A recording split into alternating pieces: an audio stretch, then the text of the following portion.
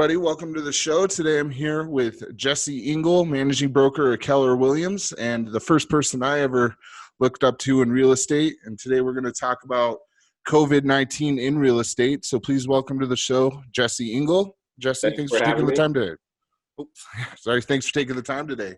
Yeah, absolutely. So how's things affected your business with just you?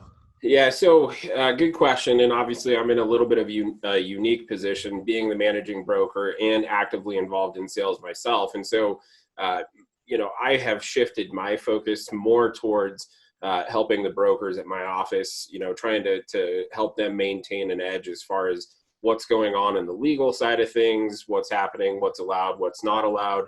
And so certainly my personal business has slowed down a little bit. That being said, I've got plenty of deals that are still under contract, new construction deals that will close anywhere, from now until the beginning of 2021. So overall as an industry, I think certainly the activity has slowed down. That being said, Cameron, I think, my wife does compliance for several different offices. And she hasn't really seen much of a decrease in her business either. So people are still needing to buy and sell homes. I think there's fewer people who are just kind of the looky-loo type people, not really motivated. But the people who are motivated to buy, the people who have a reason to buy and sell right now, they're still out there. They're still buying homes. They're still selling homes. So, it hasn't been a complete shutdown of the industry. Well, that's something good to hear. Personally, my business is slowed down quite a bit, mostly just because I don't know what to do, what's going on. And I think a lot of these questions I have to talk with you about today will really help that. So shortly after the lockdown order happened here in Colorado, the Colorado Association of Realtors lobbied the government to make real estate an essential, or put real estate on the essential services list. Do you think that was necessary? Well, so, it's kind of been a roller coaster ride for us, right? So initially, the first public order that got released, it looks like it was either a mistake or, potentially left off, but we were not deemed to be a critical service. And so there were some lobbying efforts that went into getting real estate added as a critical service.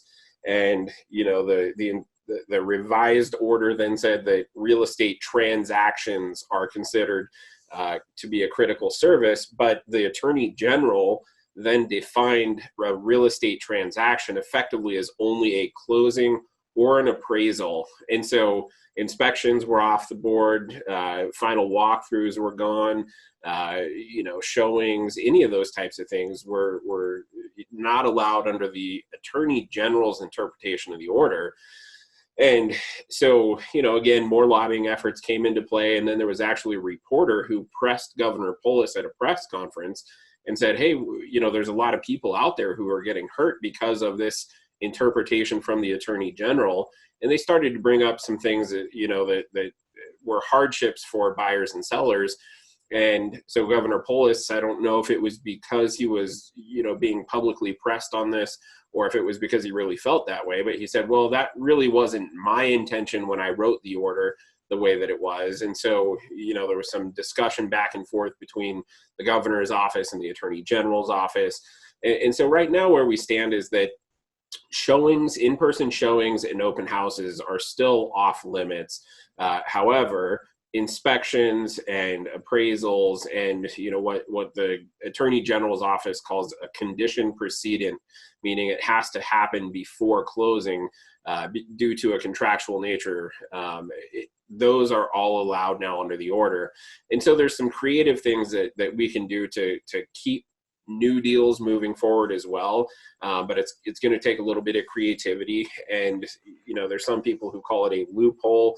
I don't think it's really a loophole. I think they left the interpretation the way they did on purpose so that we could still have a limited ability to get new deals under contract for buyers and sellers. So we still have a little bit of wiggle room when it comes to, not showings, but, the loophole, if you want to call it that, is that there's buyers who can put a property under contract based solely on the photos that they see online, the virtual tours. And then once they're under contract, you can build something into that says, hey, as a condition of this contract, the buyer has a right to do a walkthrough on the property before we start any of our other dates and deadlines. And then it becomes a condition precedent, meaning it's a contractual obligation that has to happen prior to closing. And I say this with a caveat that I'm not an attorney, right? Exactly. Don't take this as legal advice. Talk to your broker, talk to your attorney. But again, I think the interpretation was left that way so that there was at least still a very narrow path for us to be able to navigate with respect to those buyers and sellers who do have to buy and who do have to sell. Oh, exactly. And not many people want to buy a house sight unseen either. Yeah. So one of the questions that comes up is, do you think that this is the new normal with respect to how a real estate transaction is going to go?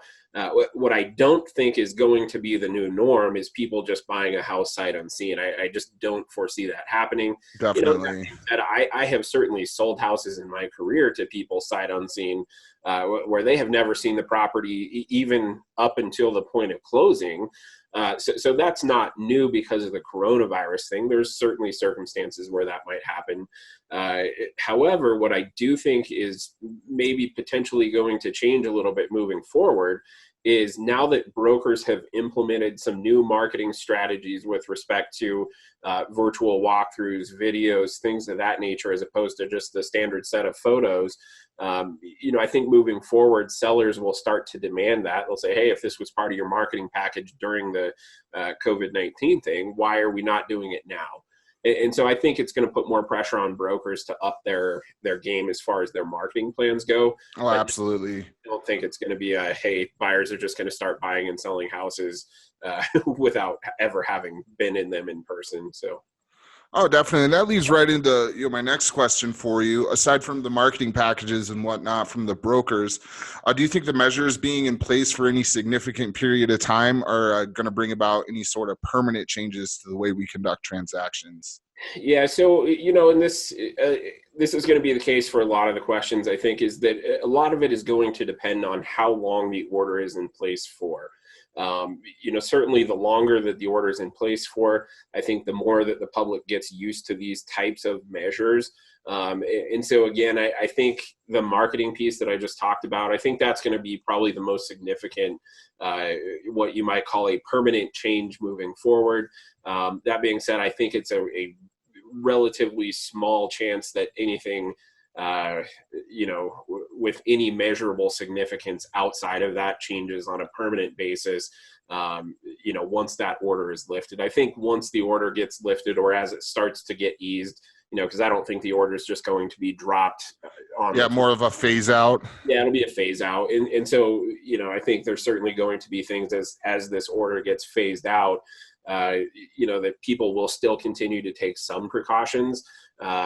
But sooner or later, I think we kind of go back to business as usual once everything has hopefully cleared up. And again, I think the marketing, is going to be the biggest piece. Oh, definitely. Now, do you think because of all this and the lockdown and the social distancing, do you think brokers should be concerned about Zillow instant offers, Redfin, et cetera, getting more of an edge in the marketplace for listings? Yeah, so this is an interesting question, and logic would lead you to believe that might be the case. And what's interesting is both Redfin and Zillow this week have actually laid off a relatively significant portion of their realtor partners that work with them, as well as their staff. And so, I don't think that we're going to see a huge portion of business going to Zillow, going to Redfin. I think the business is still out there for those who are willing to work to get it. And certainly we've seen that within our office. And so, I don't think it's going to be significant. I think there's actually going to be some of them, and I'm not saying necessarily Zillow or Redfin, but I think there's going to be some of maybe the smaller startup type brokerages who looked like they were gaining some momentum, who will actually fall out of the market and go under at this point. So, Zillow and Redfin, they might see a little bit of blip in a very small portion of their business. However, they themselves have laid off significant staff members as well as realtor partners. So, well, I think also too what you were saying about smaller businesses that were just getting started. coming up, going under. I think that's Yeah. something that's going to happen across the whole economy. Yeah, I don't So, think that's specific to real yeah, estate. That's going to be a nationwide thing, unfortunately. So and a lot of people are really getting hurt there. So that's pretty rough for them. But yeah, thankfully for us, our business is still relatively intact. yeah.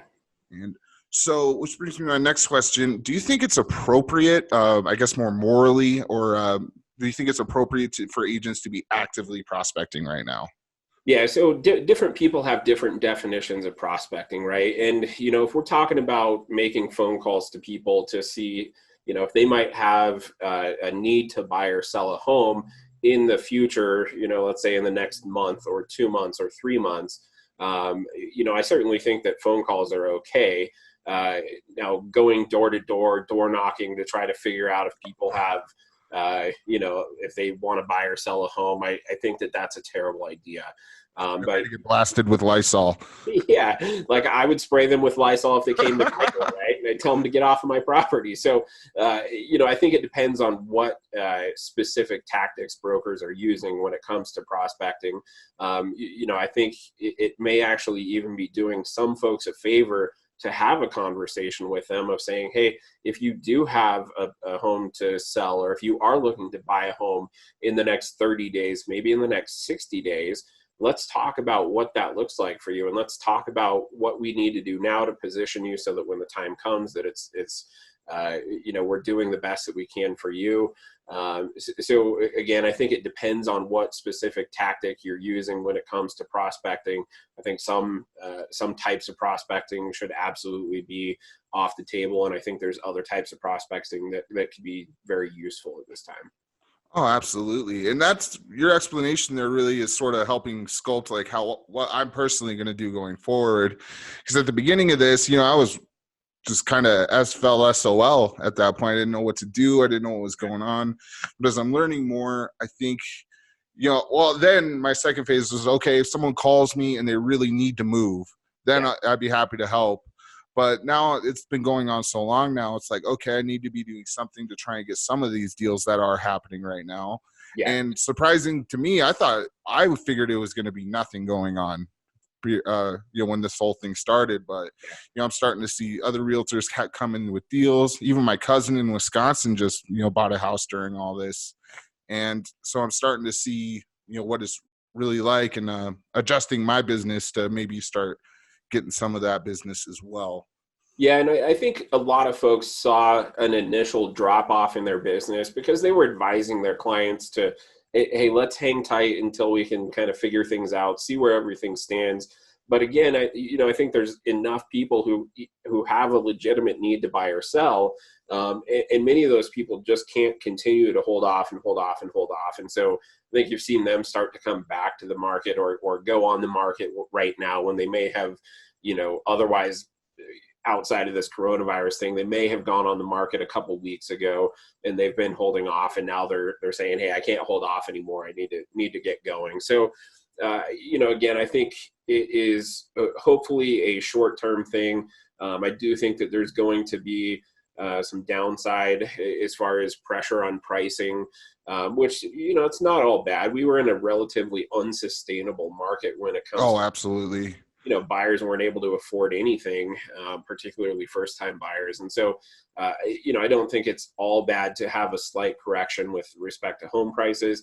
And that being said, I think Northern Colorado in general, for the most part, is relatively well positioned compared to maybe the rest of the nation. I think Weld County, it still remains to be seen. Obviously, they've got a lot of oil workers, and with the oil and gas wars right now with Saudi Arabia and Russia and whatever, I think that still remains to be seen. But, Northern Colorado overall has a lot of high tech workers. We have universities, and a lot of the folks here have the ability to work from home, and they are working from home. So I think we're well positioned compared to a lot of the rest of the nation. Doesn't mean that we're not going to see, some sort of correction. I think that that's going to happen. I just don't think it's going to be maybe as serious as, some of the other parts of the state or other parts of the nation. Oh, absolutely. And the thing I worry about is so many people were thrown out of work or going on unemployment benefits, Yeah. especially when going back to prospecting. It just worries me about accidentally coming up with someone like that. Maybe, when tensions are high with them in their life, like, what if I get an ad in front of them or get them on the phone or something and it sort of backfires on me? Yeah, I think there's a fine line between being sensitive to someone's needs and really coming from a place of contribution. Uh, when it comes to helping those folks out, if there's people who were laid off and who lost their job, do they want to talk to a salesman at this point in time? Exactly. They probably don't. That being said, if the outcome or the outlook for them is that they're probably not going to have a job uh, for 6, 7, 8, 9 months, what happens if they get foreclosed on during that time? I mean, right now, a lot of people are sitting on a lot of equity. And if we can get them out from those homes and get them that equity, they might have a lot of money to live off of, where they could rent a place until they're able to buy again without racking their credit, so that once they have a job again, that they're ready to buy and they're in a good position. They don't have to rebuild their credit.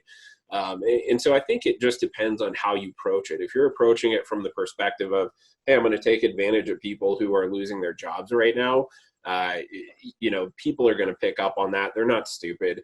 And at the same time, if you're coming at it from the perspective of, hey, I heard you just got laid off. Is there anything that I can do to help? Do you, how can I counsel you with respect to best positioning yourself in the future? What real estate needs do you have? What does that look like? What's the best timing for you? How should we go about this? I think there's people who are going to be willing to have that conversation. And at the end of the day, if they have to sell their property, it might as well be you if it's someone that or if it's someone that you come into contact with, versus one of these vultures that are out there just trying to take advantage of people in this situation. Oh, definitely. And, that's something I would approach very carefully. I have a feeling like a wave of that sort of thing is going to come. Yeah. Once, once they start allowing foreclosures and evictions again, I think we are Yeah. going to see a big wave of people needing to get out from under their mortgage. Yeah. And I would definitely encourage brokers to approach it sensitively and, still get that business, but, treat people right and, don't take advantage of them is the best way I would put that. Yeah. Now, what would you say to a brand new agent? Like, say, when did all this start? Let's say March 25th. What would you say to a brand new agent who got licensed, hitched on with a brokerage, ready to work on March 24th? Yeah, I'm sorry is really what I would tell them. It's honestly, it's a good time to focus on building, one-on-one relationships with people who you already know. For new brokers, the majority of their business should come from people who they already know, because those people know them, they trust them, and so developing one-on-one relationships with people who are in your sphere, now is as good a time as ever to do that. And being in my position where I'm at right now, I've been doing this for over 12 years now. I've got business that is continuing through the course of this, and so it's hard for me to go back to the basics. And sorry, that's my phone. Oh, no worries.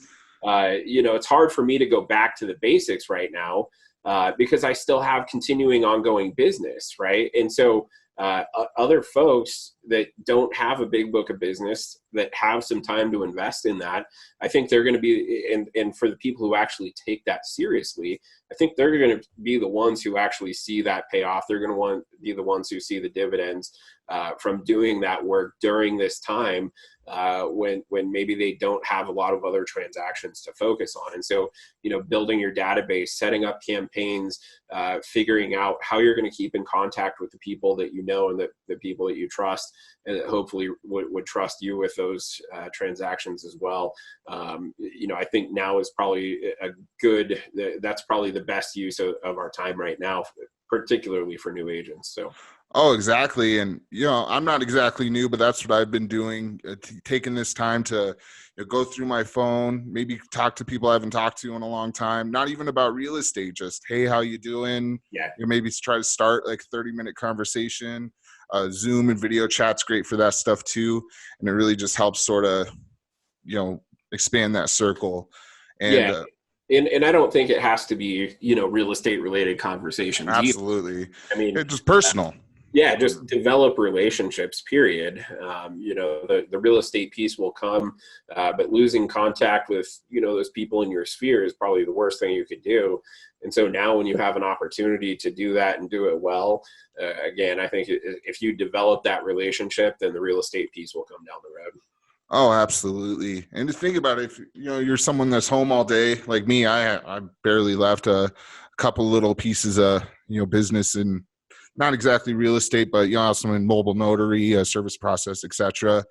And aside from a few little things here, there, I've been stuck at home just on the phone, Facebook Messenger, Zoom, Yeah. and it's amazing like how much contact you can make with people over 8 hours, and how that could, even if it's someone you haven't talked to in a long time, or maybe it's just an acquaintance that you did a little thing with a long time ago, a conversation could really just ignite that relationship Yeah. in a really big way. Yeah, I mean, I got a Facebook message from someone that I sold a house to just a few months ago, and he was actually reaching out to me, and he was just saying, "Hey, how are you guys doing during this time?" And it was nice to hear from him. I just talked to him a few months ago, but certainly I think those people who, like you said, they're stuck at home, they don't have a whole lot else to do. Unfortunately, we live in an age where we've kind of distanced ourselves anyway, right? And so having that technology to be able to reach out and touch that person and reconnect with them, I think there's going to be people who value that. Again, I don't think we come at it from a, hey, do you want to buy or sell a house right now? Just come from a place of contribution, develop a real relationship, talk to someone that you haven't talked to for a while. I think that's what's going to pay dividends here. Oh, absolutely. Now, in the current market, do you think sellers may be more susceptible to being like lowballed or taken advantage of by a buyer as a result of the virus or the lockdown? Yeah, so I think particularly the people who have decided to leave their homes on the market during this quarantine, lockdown, whatever you want to call it, who were maybe priced a little bit high to begin with, and now their home's sitting on the market. They still have to sell. They've done several price reductions at this point. Yeah, I mean, buyers, that's one of the things that most buyers are going to ask is, how long has this home been on the market? Have there been any price reductions? And so, from a seller's perspective, I think one of the most important things right now is certainly going to be pricing. Price it right. Absolutely. You don't have to, let your home sit on the market. And the other, maybe most important thing is having a broker who has a good, strong virtual marketing plan, so that buyers and sellers, or so that buyers in particular can, maybe make that decision of, hey, I'm willing to write an offer on this home without seeing it in person, so that then we can at least move to that next step of, we're under contract now. I have a legal right to go see this home in person, as long as it is a buyer's viewing inspection is what I'm calling them. As long as that's a part of the contract. So it's hard for a buyer to make that call without it having, still photos are okay, but it's not as good as a video walkthrough. It's not as good as a virtual tour where, you can actually do a 3D walkthrough of the home. So I think it's going to be important that sellers align themselves with brokers who have a robust virtual marketing plan. Oh, absolutely. Now, one question that I actually just thought of regarding the digital marketing and whatnot, would it be wise to maybe write that into the listing contract that, hey, I'm going to have to show up and actually take the pictures, shoot the videos, put together the 3D thing? Because, I do a lot of video and stuff. And, for my transactions, I handle this myself. I would obviously need a day to actually go to the house and do that. Now, that's something that would, under normal circumstances, would just be a given. I just arrange with them to show up with whatever. But should I write that into a listing contract to ensure legality under the lockdown order? Well, so this gets a little bit sticky because the revised order and the interpretation of the revised order, they still say that marketing services are considered to be in violation of the order. And so, photos and videos and that type of stuff, if that's not marketing, I don't know what is. And, marketing is not super well defined in this order. And so, at least from my understanding and my understanding of the interpretation of this order is that those things would still be in violation of the order. And so, how do we get around that? Well, certainly a seller could photograph the home themselves. A seller could take video of the home themselves. And then you've got the, unfortunate reality that we're in right now, where regardless if someone is considered a critical service or not, many of these people still have to feed their families and they've still got to earn an income. And so they're going to have to weigh the risk of, do I face the maybe a low risk of getting caught and taking a fine or possibly jail time versus my ability to continue to feed my family? And that's not an easy choice to make. Oh, absolutely. And so certainly I'm sympathetic to those people. And so I think there's still going to be photographers, videographers, whatever, people out there who are going to, knowingly and willingly violate the order because they have a need to feed themselves and their families. And at the same time, I think that the listing broker in particular bears a little bit of risk if they are going to take a listing and allow those people to go into their homes, because your face is going to be on the yard sign and your face is going to be online on the listing. And if, there's a concerned neighbor who, particularly, let's say someone who's in a high risk category, if they see people coming and going from the home, there's not a good way to identify most of those people, but there's a good way to identify you because you're on the sign. And so then they call the attorney general's office and say, hey, there's this Cameron guy and he's listing this property. He's allowing people to come in and out. So I think listing brokers bear a little bit of liability there if they're going to allow those things to happen. But again, I think, is there a right and a wrong to allowing that to happen? Well, certainly from a legal standpoint, yes. From a moral standpoint, that's a decision that other people are going to have to make. And I sympathize with them regardless of which side, they stand on. Oh, absolutely. And that's something I would not take lightly, because there are people out there calling 911 on people just for being outside.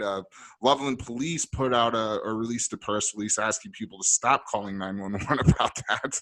And it's there are people that will want to bust you down on that. So it's really something to take seriously, especially I don't know if anybody's actually gotten caught or prosecuted under this lockdown order, but do you think those the fines and jail time they're talking about could be like serious, or do you think that's just like the max end of like what they would do to somebody? Well, you don't have to answer that either, too. No, that's okay. Yeah. So there was actually a broker in I think it was in the Colorado Springs area with the RE/MAX office who actually received a cease and desist order for he was having an open house, which open houses have been against the order from the beginning, which that's for good reason, right? You can't control whether you're going to have, one person in the home at a time or 50 people come through at a time.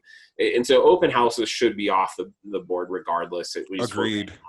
And so there was a broker who was doing an open house. He actually kicked the tenants out of the home, and the tenants had some symptoms of COVID-19, whether or not they tested for it, I don't know. But they said, hey, we really shouldn't be out in public right now. We need to stay home.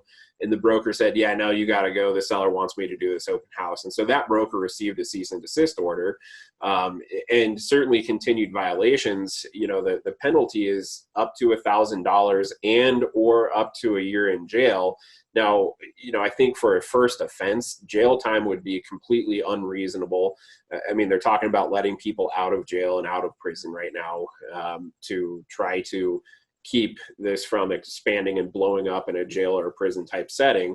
So I think jail time would be unreasonable for a first offense, but sooner or later, if you continue to get caught and you continue to do these things, I think it's realistic that would be the case.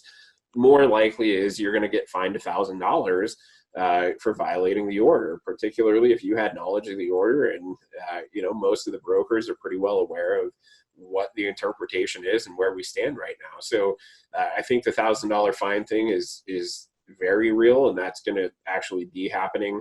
The Division of Real Estate also issued some guidance with respect to how we should conduct ourselves. And, I think the Division of Real Estate, is certainly going to look into possibly taking action against licensees who are violating the terms of the order.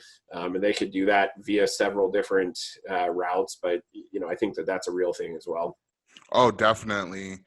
Now, while we're on this topic or part of the subject, I think this is a good time to ask, since you are in charge of so many brokers, have you noticed any common mistakes or issues that have been coming up as a result of operating during the virus? So fortunately, with my particular office, we've got a pretty tight group of brokers, and most of the Keller Williams offices in the state are represented by the same attorney, and he is very involved in getting information out to the employing brokers. And at least for myself in my office, I try to do my best to turn that information around and get it out to my brokers right away. And so fortunately for myself and for my office, I really haven't seen that. I haven't seen any brokers who are operating in violation of the terms of the order. We've got it plastered all over our Facebook pages, emails. We're doing Zoom calls almost on a daily basis, just to make sure that everybody understands where we stand at this particular moment. Because like I said, it is this roller coaster ride where we're critical, we're not critical. Part of us is critical, part of it's not. And so I think it's just the more knowledge that our brokers have and the more they're paying attention, I think the less risk that we have. And that being said, I can tell you, I've talked to other brokers who say, I really don't care what the order is. I still have to feed my family. I'm going to continue to do business the way I did business. If they continue to do that, I think we're going to see the state start to clamp down on, the limited rights that they have, allowed us to operate within, at least to where we currently stand. So, obviously my preference would be, let's just get this thing done and over with, and let's get back to business as usual. Unfortunately, we are not allowed to do business as usual right now. And there's risk in not doing business, or risk in doing business as usual right now. Oh, absolutely. And it's a weird situation to be in, especially at first. I felt like I was getting lazy.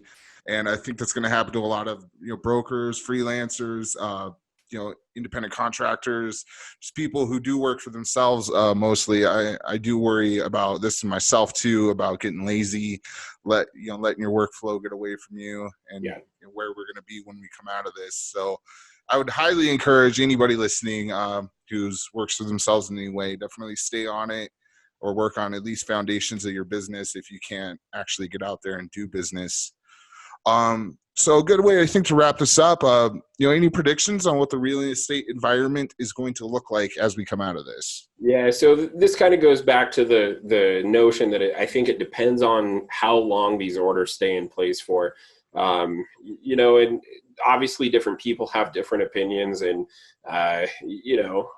we're probably somewhere in the middle, right? Some people think this is a conspiracy and it's all a bunch of bogus crap. Like everybody who gets the virus is going to die, and we need to take a measured and appropriate response, which includes, certainly social distancing and being smart about this. I don't think it's business as usual. I think if we're serious about it, we can kick this thing pretty quick, and we get back to business in a decent amount of time here. Like I said, I think regardless, we're going to see at least a slight correction in prices. I think certainly the longer that we restrict, not just what we're seeing in the real estate community, but the longer that we restrict all of these other businesses, the more businesses are going out of business, the longer that people are out of work. I think the outcome is going to be much more pronounced. And so I think at some point we have to allow businesses to reopen. And I think that, the populations who might be at-risk populations are certainly going to have to still take fairly significant precautions, because it is certainly a deadly thing. It is not something to be taken lightly. And it's hard to come up with a definite, hey, this is what the value of a life is, right? How do you put it? Oh, exactly. Something you can't do. But, is the value of a life today worth more or less than crippling future generations? And that's a theoretical question that we could bounce around all day long. And I don't think there's a right or a wrong answer. Everyone's going to have their own opinion. So I think we need to take a measured response, and I think we need to take appropriate action. And at some point, that's going to be kind of phasing in life as we knew it before, and allowing these businesses to reopen while still taking precautionary measures. And I think that those who are in those at-risk categories are certainly going to bear a little bit more responsibility of taking the measures upon themselves, as opposed to having it widely imposed across the whole population. So again, I know that doesn't sell well, and that's not something that people want to hear. But I think we need to find a balance of, protecting people today versus crippling generations in the future. Oh, absolutely. I think that means, forget about all the stuff we're doing right now. Certainly not. I think it just means we need to take a measured and appropriate response. Oh, definitely. We can't do this forever, Yeah. obviously. I wonder, I have to think to myself, I wonder what the longest we can actually go is. But then every time I, come up with an answer for myself, I see something that makes it worse in my eyes anyway. Like, for example, I'm not going to say the name of the business. I don't want to put them on blast. My sister works for a large corporation that is essential, and where a good chunk of Colorado coronavirus cases happened. 2 people have died, and I am terrified for my sister. So every time I'm like, oh, okay, it's starting to ramp down, maybe they're not going to extend the order again, I see something like that. Yeah. And it's like, and it reinforces my, okay, I'm not going to go hang out with my family this weekend. I'm going to stay home. And I don't know. I just want this to be over so bad. Yeah, and I think we're all in the same boat there. It's my dad's birthday today, and he wants nothing more than to see his grandkids. And that's rough. And I want him to be able to see them too. And at the same time, we're taking this seriously, and we'll be able to see him when we can see him. And it just unfortunately is not right now. I don't, like I said, I don't think we're at that point where we can just reopen everything and get everything going again.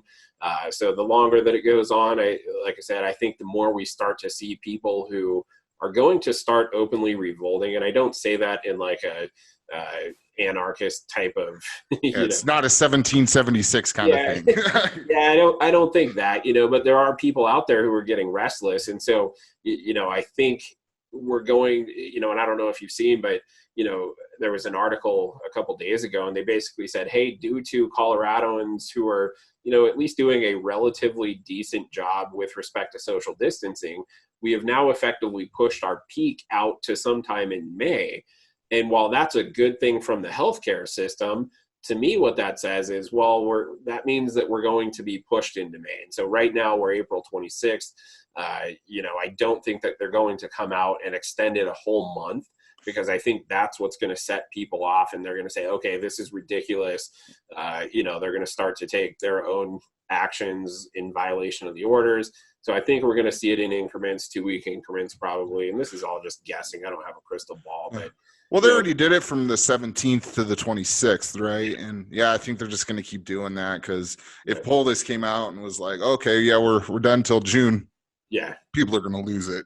I know. Yeah. And it would be interesting to see what happens. And, like I said, I don't have a crystal ball, but I think the longer that we stay under as tight of a lockdown as we're on right now, the more pronounced it's going to be.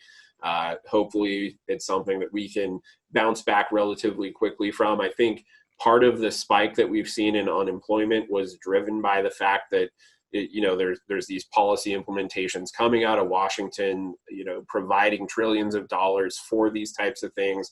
And so business owners are saying, okay, well, if the money's there and it's going to be able to help these people, then we're going to lay you off, allow you to collect the unemployment. And, then that way we can scale down our expenses during this time so that we can hopefully recover much quicker. And so, if we did not have those bills, I don't know that we would see quite as steep of an unemployment number right now. But who knows? It's an interesting time. It's something we've really never faced as a nation before. Like I said, I think we're all in the same boat in that we all want it to go away and wish it never would have happened. We're just going to have to kind of start to figure out how do we adapt to it. And hopefully it's not a long-term thing. Hopefully it is a short-term thing. So hopefully, fingers crossed. For sure. Well, awesome, Jesse. Thank you so much for being on the show today. I think this was real informative for anybody who's going to listen to it. Real quick, would you want to put out there, if someone wants to sell a house with you or buy, how to contact you or website or phone number? I want you to contact Cameron. He's a guy, and he's in my downline at Keller Williams. So yeah, so if you buy one from me, he gets a little cut too. yeah. So just call Cameron, man. I got my own sphere. They're gonna be happy to work with me. My people know how to get a hold of me, but give yourself a little shout out here. I like what you're doing. So awesome. Okay. 1 sec.